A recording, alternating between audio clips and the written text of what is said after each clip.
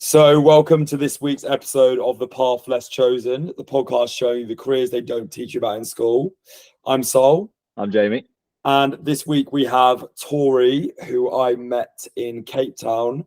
She is the owner of HYP GYM, which is a kind of community-based gym out in the centre of Cape Town. Really loved interacting with her, and she has gone on a pretty different path. Chemical engineering and straight into starting a gym in Cape Town. Yeah, so as far as Path Less Chosen go, this is as less chosen as they get. I've never heard anyone move from California to start a career in South Africa anyway, let alone a chemical engineer moving to start a gym. So I think that says enough for itself. It's going to be an interesting one, and I have no idea why she's done it, but I'm sure she's got some very interesting reasons and might inspire a few people. So let's see. Yeah, and I enjoy the lack of knowledge me and you both have about chemical engineering, even though we keep using it multiple times. So looking forward to hearing about that as well. Let's get her on. So welcome to the Path Less Chosen, Tori. To get the episode started, why don't you just give a top level answer of what you're up to right now? Yeah, absolutely. Thank you guys so much for having me. My name is Tori. I'm actually an American living in Cape Town, and I opened up my own business back in November of last year. So that's been pretty all-consuming up until this point. It is a gym, which was actually a complete career shift for me at the time. So it's been a learning curve, as you can imagine, but honestly wouldn't change a thing. So that's been pretty all-consuming for me at the moment. Yeah, I think the first thing to point out is you definitely don't sound like you're from South Africa.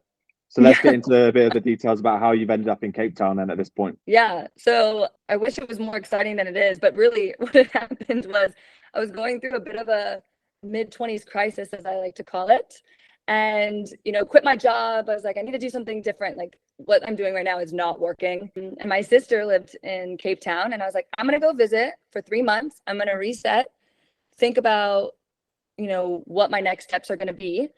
And I pretty much visited her. Her and I have always been incredibly, incredibly close. And so being reconnected with her was really, really special for me.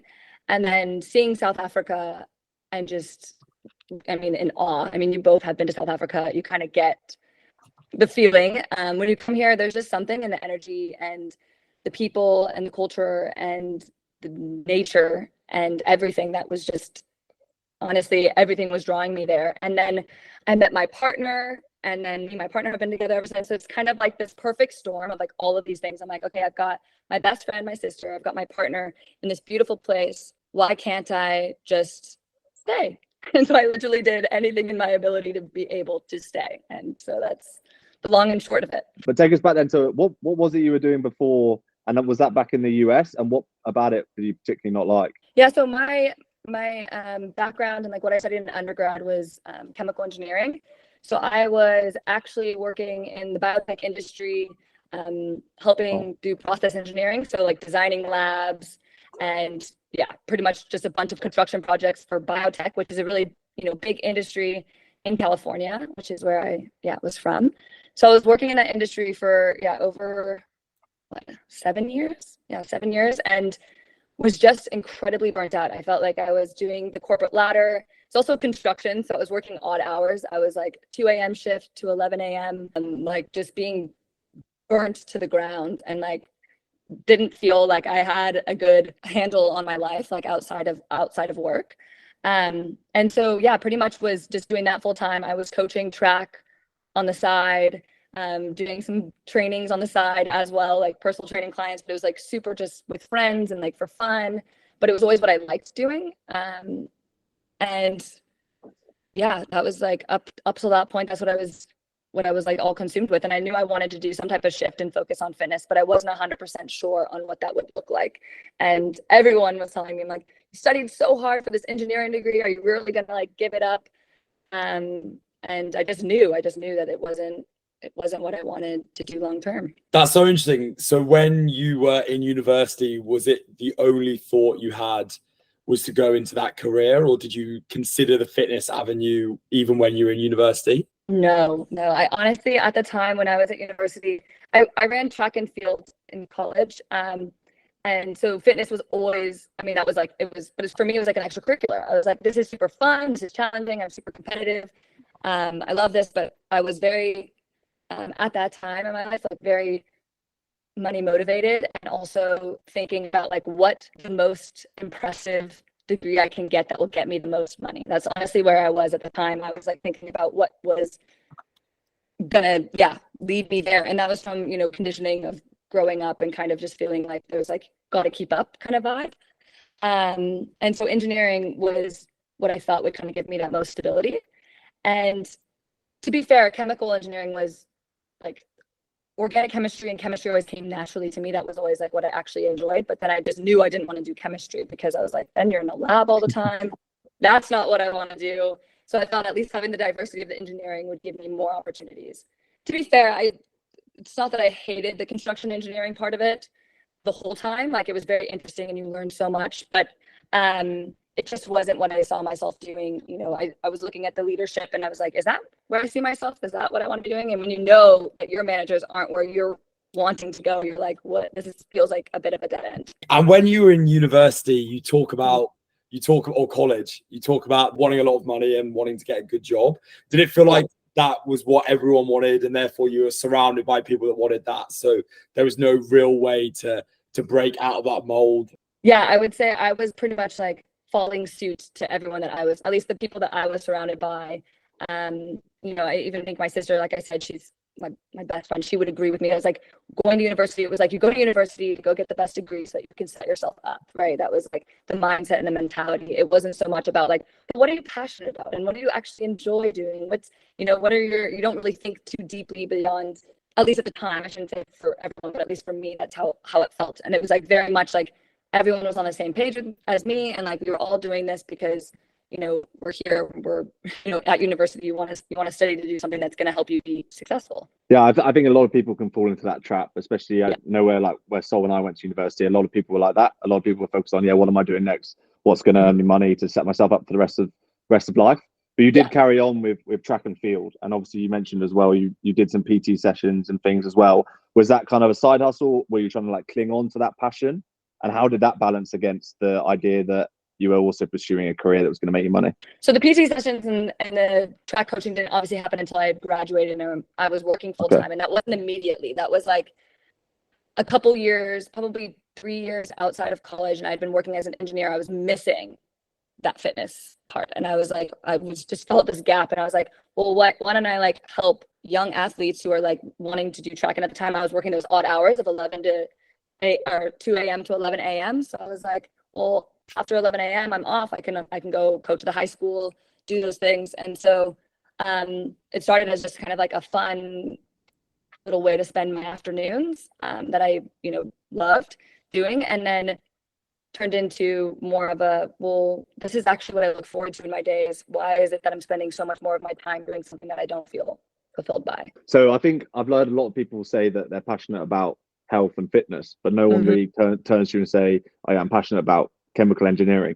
So was there a specific point in time that you could pinpoint where that priority to follow your passion, what you actually love doing, started to overtake what you were doing just purely for the pursuit of money? Yeah, I think it was definitely like a big turning point for me was my father passing away. That was a big revolution of like, life's short and like, what are we doing? Why are we doing this? But it wasn't immediate when he passed. Like, he passed away when I was a sophomore in university.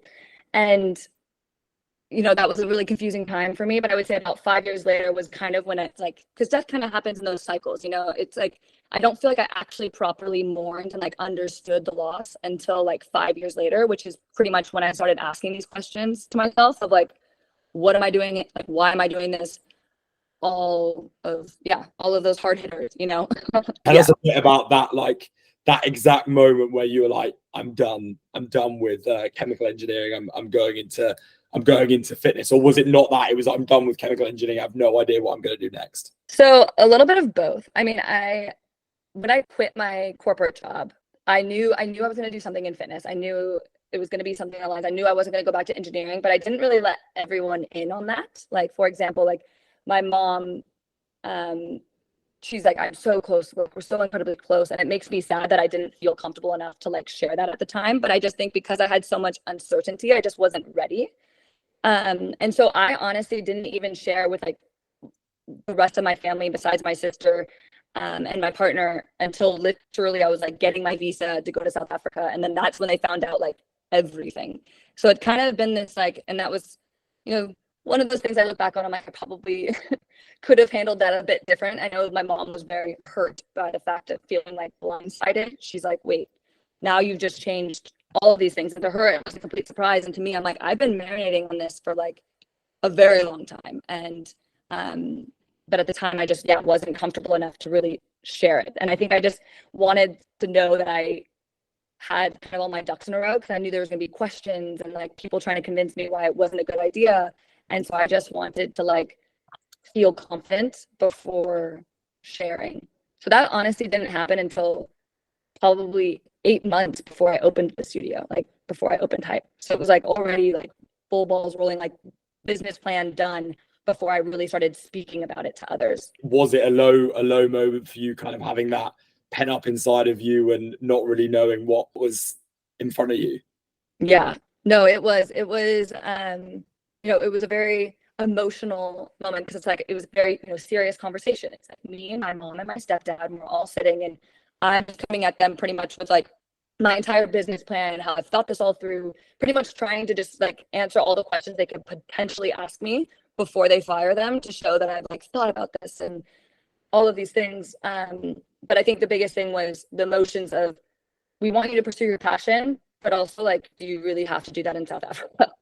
You know, the biggest thing, my mom's like, you couldn't, like, I'm happy for you that you're going to be with your sister, and like, we're happy that you guys are together. But like, she was devastated, and I was devastated to not be, you know, in California with her, because now both of her daughters aren't there. So that's still something that, you know, is difficult, and like we have to navigate, but she gets it, and she supports me 100%. Were you totally convinced in your own mind, or did you still have a sense that you were making a lot of sacrifices going from, which is quite an unusual route, going from the US to South Africa?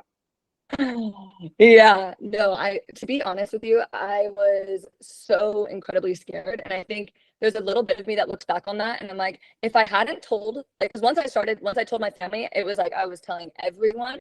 And I'm actually very grateful I did that, because I think that gave me the push to be like, okay, you know, I'm not going to let my words mean nothing. I said I'm going to do this, and I'm going to do this. So it's, you could argue that could be a little bit stubborn, because there was parts along the way where you don't think about, like, I definitely didn't understand the magnitude of my decision at the time when I had like made that mental decision and then actually bringing it to fruition. Like, there was, you know, it's hard enough starting a business, let alone starting a new business that you've never done in a different country. I mean, yeah. So I think that there was a little bit of like ignorance is bliss in that, you know. I'm like, you know, just, we're doing it. We're going full fledged ahead. So it was terrifying, but I think, once I made that commitment to myself and got excited about it, it was like no stopping me after that point. But it was definitely on the mind of like, am I sure? And then how did you go about starting it? What's the first steps? The first steps was getting the visa, which was a mission. Oh my gosh, I got rejected twice before it got approved. It was, I mean, South Africa is very, you know, they do their due diligence. I mean, there's a lot of people who obviously want to come here. It's interesting because you think like, oh, well, why wouldn't you want people coming from these other countries to bring money abroad, like money from abroad, create jobs, all of these things. So I kind of, but that was my own reasoning of realizing that like from then, like I remember my first business plan I submitted was way more like financial and like all of those things, and thinking that's what they wanted to see. But for them, they actually wanted to see much more of it. Yeah, like creating employment. What are you going to do to actually like help with the community, you know? And so it actually was amazing because they forced me to really dig deeper of like, all right, like I have to think about the bigger picture here. Like this is like, they care more about how you're going to, help their community than just like showing that the business is going to work, you know? I've heard a lot of people talk about when they're starting businesses and any kind of entrepreneurial venture, it's important to understand the market you're working in. And I imagine how it works financially, like the demographic you're aiming at and how businesses work is very different in Cape Town than it is in California. Did you find it difficult wrapping your head around the nuances of how it works? Oh, 100%. And that's, you know, that's still something I'm continuing to wrap my head around. I had talked to, you know, gyms in the area. I had done what I felt like was, you know, market research as much as I could, given my, you know, the 6 months in total that I had ever spent in South Africa. So it was like really just trying to talk to the right people and like trying to get as much information as I could, traveling as much as I could around Cape Town to kind of figure out where are the like neighborhoods, kind of trying to, do my due diligence, but also knowing that like, it's going to be a learning curve, and I'm going to have to kind of learn as I go. And how did you go about the marketing side of things? If you didn't have the network already in place, how were you reaching out to these gyms, and how were you putting out your own marketing? Reaching out to the gyms, like before I even opened, that was like, I went to train at some of them, and then I would just start kind of like making friends with the trainers and like making friends with the managers. And then I would start opening up. And I remember at first I was kind of scared because I was like, are they going to think like, oh, she's a competitor? Like, don't, because I didn't know how it would be received. I didn't know if it would be like, oh, that's amazing that you're like looking to, get in the industry. Thankfully, everyone I met was nothing but just so kind. So that was literally just like walking into the buildings, training with them, and then having conversations and like asking them to go to coffee with me, and that kind of vibe. And then when I opened up HYP, so much of it, actually looking back, it was my sister. She had been here for years before, so she kind of had her community. And one thing she's just done, like, she's always been this way, but she's just so beautiful at like really nourishing close relationships and like nurturing those relationships. And so it was pretty much from day one, it was like my sister and all of her friends were in. We're going to support you. You've got this. Like, it was, they were like the day one. And I think having that initial hub of like 10 people who were just so diehard, ready to, and these are mostly South Africans. So then they had their friends, and then they're telling their friends, and it was just such a, I mean, I honestly have everything, it's because of them really that kind of gave me that confidence. And then my sister giving me the push about, even before opening, like doing some pre-launch events. So that was, before even opening, how do I get my name out there? So I'm like hosting workouts on the Sea Point Promenade on the weekend, and just, getting it, and I'm just doing Facebook marketing. Never had done it before, didn't really know what I was doing, but like putting out ads, just trying to follow up with them, trying to like, it was really just kind of grasping at anything I could and just putting word out there. But it happened pretty organically, if I'm being honest. How do you go about teaching yourself that? And also, what sort of success factors are you making sure are important for setting up this gym? Okay, well, first off, I think it's important to say I did invest, and it was one of those things I was like, really, am I going to invest in this? Like, can I afford it? Was a mentor. And I had a mentor in the States. He was in the States, and so that was a little bit, that was hard, because I was like, well, he doesn't know the South African market either. But it's actually called Two Brain Business, and they're like thousands and thousands of gyms all over the world who are in this mentorship program. And so it's a really, really big global literal gym mentorship. And I think that was everything, because they kind of like handhold, they literally have the ramp up process of like 3 months before opening, this is the stuff you need to be doing. This is kind of like, so they kind of, I mean, they really helped me kind of get my ducks in a row, like in terms of, standard operating procedures. Like, they gave me the basics of marketing. There was like some little tools, like videos I could watch. But also with the Facebook marketing, I learned this the hard way, and this was a lesson. I remember I posted a reel on Instagram, and it was like my first one ever, and I like put it as, I boosted the post, which was all I knew what to do. I didn't know how to go on Meta yet to like figure out how to properly do an ad, but I just, boosted the post, just trying to grow the Instagram page. And I get this guy who reaches out to me, and he's like, hey, I work in digital marketing and I can help you. Like, he gave me some quick wins. He's like, you should be putting subtitles on your reels, which was fair. I mean, like, good feedback, because I didn't know, I didn't think about, oh, that is important. Like, if someone's not listening to it on loud, they're not going to know what I'm saying. And so I kind of fell into a little bit of a trap, because then I'm like thinking, oh, he knows what he's talking about. He's going to help me, because I don't know what I'm doing here. And I kind of got into this situation where then I brought him in to help me with the marketing, and that ended up ending, pretty poorly, in terms of just learning the hard way of feeling like, oh, someone can help me. I'm just going to like bring them on and they're going to help me, and then I don't have to, worry about it. But I ended up overpaying him. He didn't end up delivering, and it was all of these things. But it was because I was a bit insecure of knowing that I didn't know what I was doing and thinking he could fix it for me, which wasn't the reality. And sometimes you kind of do have to, learn the hard way. Just picking up on the insecure part, did you have big insecurities while setting up in a completely different business, in a completely different industry?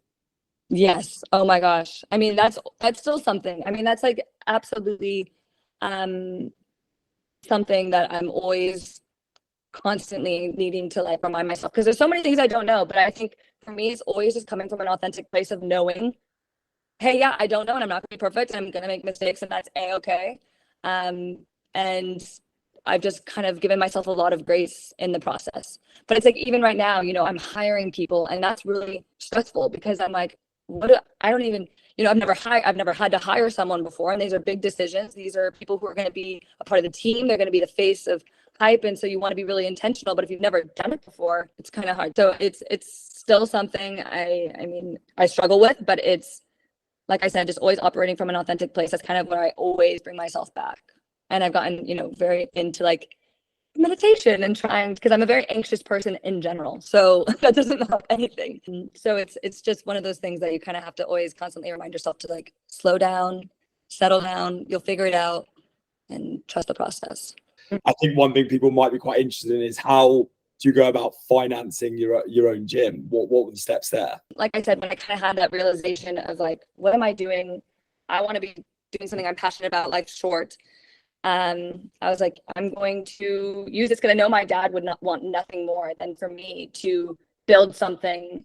If I have the opportunity to, finances, I understand, is so difficult. So it was an opportunity that I knew that he would want me to jump for, and I'm like, to me, the worst that can happen is like, and I thought with myself for so long, I was like, I could lose this all. Like, that could happen. I could start this business, it could fail.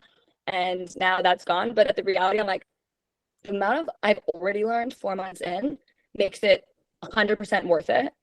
And I'm young enough that I'm like, I know I can do it again. Not that I think it's going to fail, but like, if it did, it's like, I've kind of come to peace with knowing that like, this is worth it. And I'm going to do everything I can to make it work. I think if it was about money for you, and for anybody listening to it that's considering something that might be financially based, you wouldn't move to South Africa where the currency is not strong. You're always going to make more money had you stayed in California. So was there ever a part of you that questioned, why don't I just stay and set up a gym in California? But was it a matter of, I could stay here and I'd be financially better, or were you totally content with, I just want to go down the passion route? Yeah, no, it's honestly like, when I flip that switch of like, I'm not going to be that person who's going to be chasing after money. I want to chase after where I feel happy and when I feel my most, like, my best self. And that was in South Africa. So it's like, even now, I mean, even anyone who talks in the fitness industry, it's not a money making industry. Like, you don't do this for money. You do this to help people. You do this to like build community of people who feel good in their bodies. Like, it changed like my entire perspective of like why and what I spend my time doing, shifted from like money motivated to just doing something that I feel good doing, and then I can help people in the process. So moving to South Africa, I'm like 100%.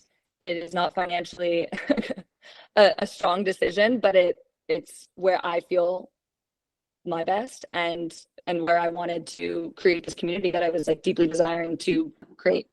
And then how does it look then for the long term? Do you plan to carry it on in South Africa for however many years to come? Yeah, I mean, for me, it's an indefinitely kind of thing. I would love to eventually, once the first location feels stable, like have a second location, kind of expand and build. And that's definitely my deeper desire. And then my other thought, and this is kind of something, because I believe strongly of like when you speak something into existence, and that is, I'm like, maybe I can at one point identify something that's missing in the fitness industry that's engineering related. Maybe it's a piece of equipment, maybe it's something that doesn't exist yet that I can create. So I'm kind of like going in with that intention of like figuring out, as I learn more about the fitness industry and building this, like maybe there's, other branches in fitness that I can explore. Kind of, how can I merge both, use my engineering background with the fitness side of things. The question that we ask all our guests right at the end is going back to the start. So I guess going back to a time when you were in chemical engineering, deciding that it wasn't something that you're interested in, and now looking at the path that you've done to where you are now, what's one thing you'd keep the same? What's one thing you do differently? And what's one thing you tell yourself to motivate yourself? Yeah, so I think something I would do, it feels like it's so, in terms of like the business, like it feels so early to say, because I'm sure if you ask me this question like 3 years, 5 years down the line from when I've created Hype, my answers might be completely different. But today, what I would do the same is just like trusting my gut and like leading with authenticity. I feel like for me, that was just owning who I am, what I'm doing, owning the fact that I don't know everything. And yeah, and then just trusting that. And then the thing I would do different, honestly, I think it would be what I mentioned to you guys about just opening up and letting people in a little bit earlier, you know, like my mom, I think just kind of speaking things out and trusting that, like, just I think there was a fear of she might talk me out of it. And I'm like, I think that's just one thing I definitely think I would do differently is just be more open about the things I'm going through. Cause I think for her, it was such a surprise. But for me, it was like, I've been thinking about this for so long. So it's definitely something I would do different is just, yeah, letting people in. And then I feel like the thing I would say to motivate myself would just be that constant reminder of that life is short and that it's like it's never too late, kind of, you know, like it's never just because you study one thing doesn't mean that's what you have to do for the rest of your life. I think that was something that I was holding so firm on, was like, well, I have this engineering degree and I have to be an engineer, obviously. I mean, I worked so hard for this. And then it's realizing that it's actually okay to decide that you want something different. You know, it's okay to change your mind and be like, yeah, okay, that was cool. I learned a lot of the process, no regrets, but yeah, follow your heart. Love As that. lame as that sounds. Yeah, amazing. Well, I think that wraps up perfectly. So thank you very much for coming on, Tori. It's very appreciated. Okay, nice. Another episode done. Enjoyed meeting Tori. Fascinating journey she's been on. Yeah, too crazy to think she's gone from being a chemical engineer in California to owning a gym in Cape Town. It's definitely not a path you hear about being chosen too often. Yeah. So let's go into our 3 key takeaways then. I'll kick us off, as I'm pretty sure I saw us both scribbling this one down. But she talked quite clearly about insecurity and being okay with it. She made a couple of points around it, but it was quite nice that she was just able to accept that she might be wrong on certain things, accept that she doesn't know absolutely everything, and she could be a bit insecure, maybe a bit of imposter syndrome in a place that she's not fully aware of, making such a massive transition.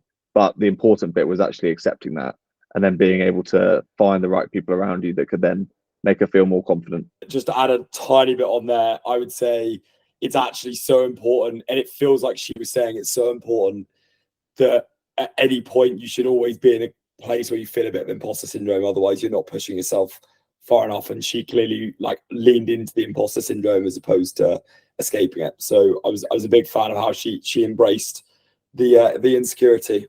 Absolutely. Yeah, I think it was about like having insecurity in the right places is good because it means you're learning and you're able to make mistakes that are going to improve it. So I like that because it's led her to where she is today. So fair play to her. Yeah, no, I back that. I definitely had that as an answer written down. So thanks for copying. But I will fire out a second one, which is I think when she's going down, when she spoke about going down the path less chosen, she spoke about a regret, saying she didn't let her mum know and let people around her what she was actually going on. It was a bit of a surprise.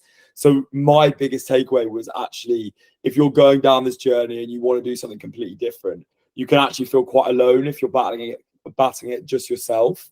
So trying to involve the people around you and the people that you love in your decisions, I think is a great way to feel like you're not keeping people in the dark and also not surprising people. And that can have quite a big impact if you do that on kind of annoying people or upsetting people around you. So prioritizing relationships and prioritizing communication about your path less chosen, I think is a good takeaway from her and quite a lot of other people we've spoken to.